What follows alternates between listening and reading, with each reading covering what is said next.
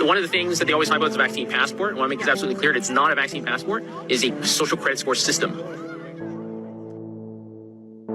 If you go to Shenzhen, back in 2017, they already had facial recognition cameras there. They can detect if it's a man or a woman. They can guess your age. They can detect what kind of car model it is.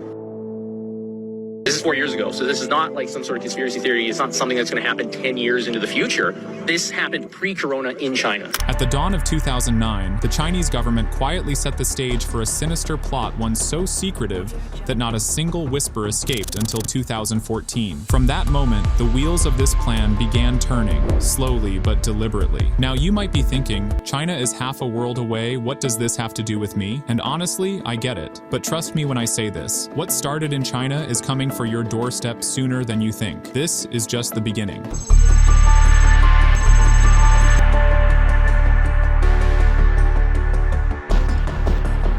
The social credit system began as an experiment in China back in 2009. By 2014, it started to grow, evolving into something far more intricate and powerful. On the surface, it's presented as a tool for promoting true harmony and security within Chinese society, a system designed to reward individuals and businesses that act responsibly while punishing those who engage in unethical or criminal behavior. Sounds noble, doesn't it? But dig a little deeper, and you'll find a much darker truth. The more you examine this system, the clearer it becomes that it serves the interests of the government. I think being ranked is a good thing.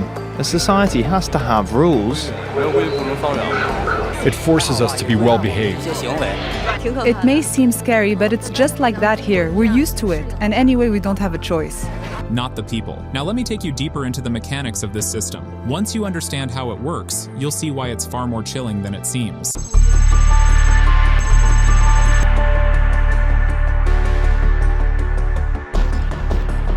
In this chapter, I'll break down the social credit system in detail, but trust me, you'll want to stick around until the end because I'll share some unbelievable stories that you won't see coming. Let me clear up a common misconception. The social credit system isn't like the credit score systems used by banks in Europe or the US, where your creditworthiness depends on how well you pay back loans. Nor is it like the futuristic rating systems you've seen in sci-fi movies, where people rate each other and determine your social standing. No.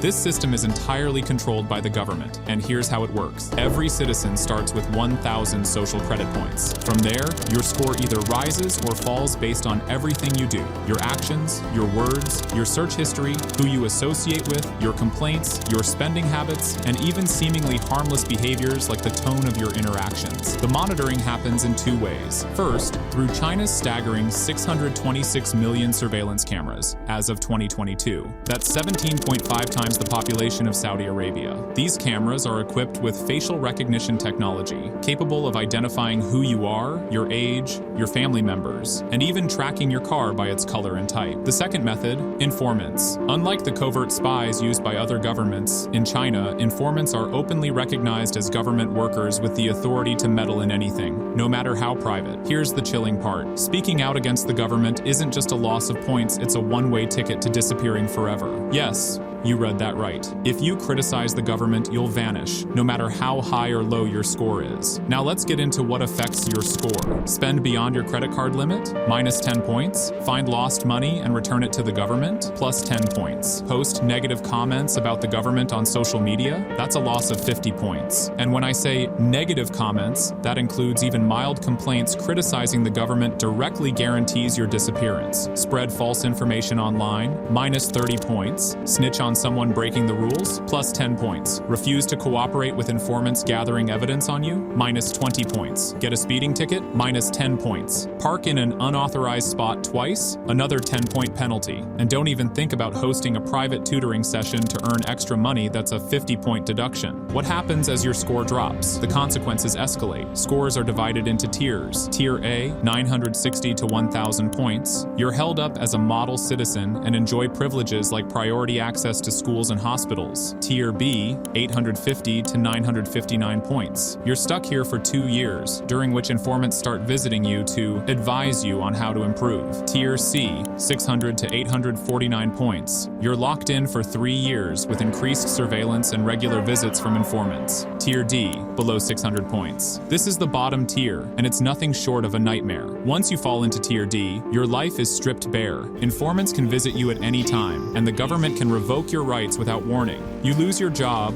face delays in receiving medical treatment, and can't access basic services like public transportation or online purchases. Your personal information, including your name, age, and address, is publicly displayed as a warning to others, making you a target for harassment and abuse. And here's the kicker. Even if your score doesn't plummet below 600, life becomes unbearable once you dip below 1,000. Expensive goods and services become off limits, you're excluded from opportunities, and society begins to treat you like a second-class citizen. This system opens the floodgates to a new kind of discrimination, where people with higher scores look down on those with lower scores as worthless. Think this is the worst part? Unfortunately, it gets even darker. Stick around, and you'll see why this system is more terrifying than you could ever imagine.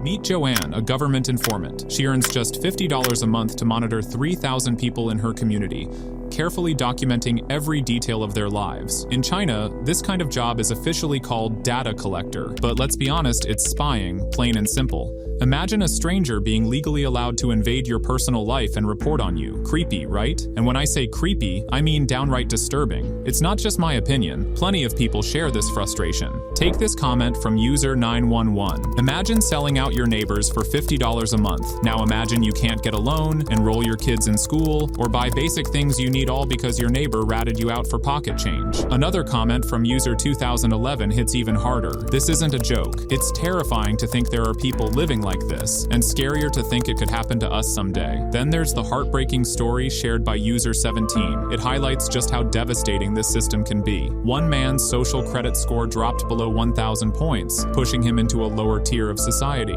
His score eventually fell to 950, and with it, his privileges vanished. Want to buy first-class plane tickets? Denied. Want a loan or access to premium services? Forget about it. Here's how his nightmare unfolded. During a summer holiday, he traveled to a neighboring city. On his way back, train tickets were sold out, so he tried to book a first-class flight. But his low score made him ineligible to buy the ticket. Even second-class train tickets were off limits. He had no choice but to take a bus, turning what could have been a 4-hour train ride into a grueling 10-hour bus journey. Desperate to improve his score, he resorted to drastic measures. He donated blood, gave his hard-earned money to so-called charities controlled by the government, and volunteered for community service, anything to claw his way back up. After what felt like endless suffering, he finally managed to raise his score above 1,000 points. His statement, "I can finally be a normal human being again." But here's the thing. If you think this is as bad as it gets, you're wrong. This is just the tip of the iceberg. Stay with me, because what's coming next is even more horrifying.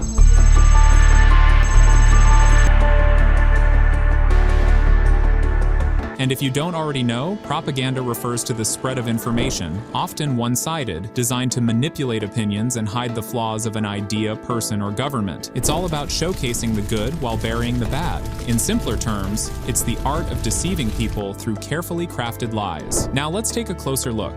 Media, as a whole, is inherently flawed. It has become a powerful tool, a machine designed to mold minds and spread propaganda. But have you ever imagined media reaching a point where it could create a version of you? Yes, you heard that right, a version of you that speaks for the government. A doppelganger whose sole purpose is to promote propaganda in the most convincing way possible. You might think this sounds like a far-fetched conspiracy theory, but sadly, this has already happened and it's likely to happen again. Take, for example, the chilling story of Matthew, a human rights activist. For 10 years, he lived in Beijing, navigating the oppressive policies of the Chinese government. When he eventually left, he began exposing the harsh realities of the regime. But one day, Matthew woke up to an unbelievable nightmare. There, on a Chinese news channel, was him, or rather, someone who looked and sounded exactly like him, promoting the government's agenda. What the is going on? Let me be clear, this is not a sci-fi movie plot. This is real. The Chinese government had replicated Matthew to use him as a mouthpiece for their propaganda. And how did they achieve this? Two possible methods come to mind. One, they found someone who resembled Matthew and used extensive cosmetic surgery to create a near-perfect likeness. Or two, well, let's just say the second method is something I'd rather not elaborate on. But Matthew's story doesn't end there. During his time in China, he uncovered another horrifying truth.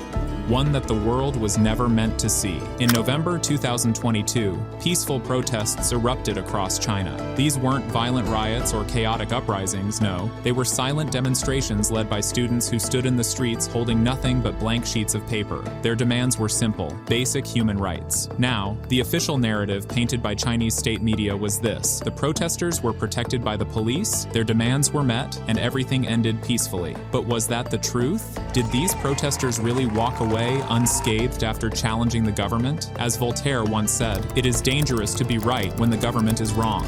And that danger was evident in what happened next. The Chinese government spun the protests as the result of foreign interference, claiming that hostile nations had incited the demonstrations. According to their propaganda, no real Chinese citizen would ever protest against their government because supposedly China had already provided them with everything they could ever need. Why would anyone bite the hand that feeds them? But here's where it gets darker. Matthew, determined to uncover the truth, reached out to his contacts in China. He hoped to connect with anyone who had participated in the protests. Surely, out of the tens of thousands of demonstrators, there had to be at least a handful of people willing to share their story. What he discovered was horrifying. Not a single person responded. Out of tens of thousands of protesters, not one had left a trace. It was as if they had vanished into thin air. The only piece of evidence that surfaced was a chilling video recorded by a young woman who had participated in the protests. In the video, she explained that if she ever disappeared, her friend had instructions to release the footage online. And her crime? 大家好，我是芷欣。现在我委托一些朋友在我被失踪后把这段视频公之于众，也就是说，当大家看到这段视频时，我已经被警察带走了，就像我的其他几位朋友一样。 Tens of thousands of people gone without a trace for simply daring to ask for freedom. This isn't just a story about propaganda. It's a story about control, fear, and the lengths to which some regimes will go to maintain power. And believe me, the deeper you dig, the darker it gets.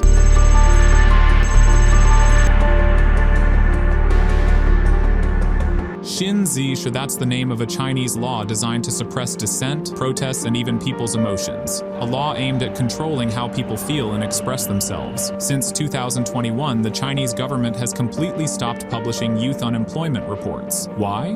Because unemployment hit record-breaking levels, and the government's brilliant solution? To ban any discussion about it entirely. If you even attempt to talk about it with your friends or bring it up in public, the government will invoke the troublemaking law. And let me be very clear about what that means. Police will show up at your door, and more often than not, you'll disappear without a trace. When the youth got fed up with this suffocating reality, they said, if the government doesn't have solutions for us, then we won't do anything. Let whatever happens, happen. This movement became known as lying flat, Tangping, where young people simply stop trying, they refuse to work, refuse to engage, refuse to participate in the system. And predictably, the government didn't take kindly to this quiet rebellion. They began arresting anyone who dared to talk about it. The message was clear: stay silent or face the consequences. But even in the face of such oppression, you can't entirely ignore the achievements of the Chinese government. In 2021, for example, the city of Jinan began boasting about its innovative concept of sponge cities. These were urban developments designed to absorb rainwater and prevent flooding, a seemingly revolutionary idea. But then came the floods. One of the most devastating incidents occurred when an underground car tunnel, spanning 4 kilometers, filled entirely with water. Officially, the government reported only 4 deaths inside the tunnel. But here's the question you have to ask yourself. How does a tunnel, packed with cars from end to end, result in just 4 fatalities? The truth began to surface when grieving families started placing flowers near the entrance of the tunnel to mourn their lost loved ones. Sons, daughters, spouses, parents, and friends.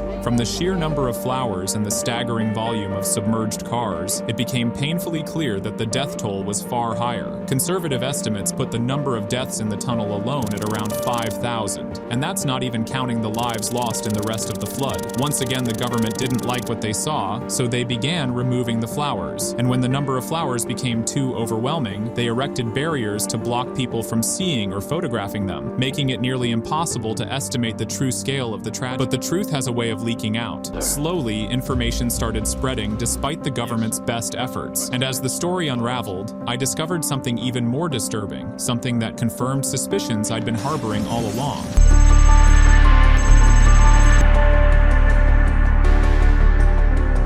Do you remember the protests where young people held up blank sheets of paper, or the devastating floods that claimed thousands of lives, or any of the other shocking events I've mentioned so far? These stories have slowly begun leaking out of China, but within the country, the state-controlled media dismisses them as lies and propaganda. The truth is, most Chinese citizens have no idea what's happening in their own country. Here's a crucial fact to keep in mind. Platforms like Twitter, YouTube, and even TikTok are banned in China. The country operates on its own government-monitored communication platforms, keeping its population isolated from external information. Some Chinese citizens, however, have found ways to bypass these restrictions. Using illegal VPNs, they've gained access to international platforms. But here's where things get truly disturbing. If you thought using a VPN to access Twitter was just a minor risk, think again. Searching for anything remotely political about China on Twitter, especially in Chinese, unleashes a flood of explicit escort ads. Imagine this: every single tweet about political events or protests is swarmed with replies and comments from verified accounts promoting prostitution. Now let me clarify something important. Prostitution is strictly illegal in China, and yet these ads come from verified accounts with thousands of followers. Here's why this matters. If a Chinese citizen manages to bypass the firewall and searches for sensitive topics on Twitter, they're likely to face one of two scenarios. 1. Overwhelming discomfort and fear. They'll feel the weight of committing an illegal act just by being on Twitter. Coupled with the sheer volume of explicit ads flooding their screen ads for something else that's also highly illegal, they might decide it's safer to log off and abandon their search entirely.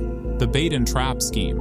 If they interact with one of these explicit accounts, they'll find it verified, active, and responsive. Many of these accounts encourage users to contact them on Telegram, where they're lured into compromising situations. Once they engage, the trap springs shut. They're recorded in explicit situations videos that are later used to blackmail them for massive amounts of money. And this isn't hypothetical, it's happened to countless individuals. One victim ended up paying $27,000 to keep such videos from being leaked. What's even more sinister, these accounts are so well coordinated and so precisely targeted at political discussions about China that it's hard to believe they're independent. These are almost certainly operations orchestrated by the government itself, designed to deter citizens from digging into the truth. But here's the part that doesn't add up. Why is Twitter allowing this? Elon Musk, the man who loves posting memes and proudly portrays himself as someone who doesn't care about public opinion, could shut this down with a single request to his technical team. It's hard to believe he hasn't noticed, which raises an unsettling question. Why hasn't he acted? Once again, we're left facing a reality that doesn't make sense. Something much bigger, something far more deliberate seems to be happening behind the scenes, and the deeper you look, the more disturbing it gets.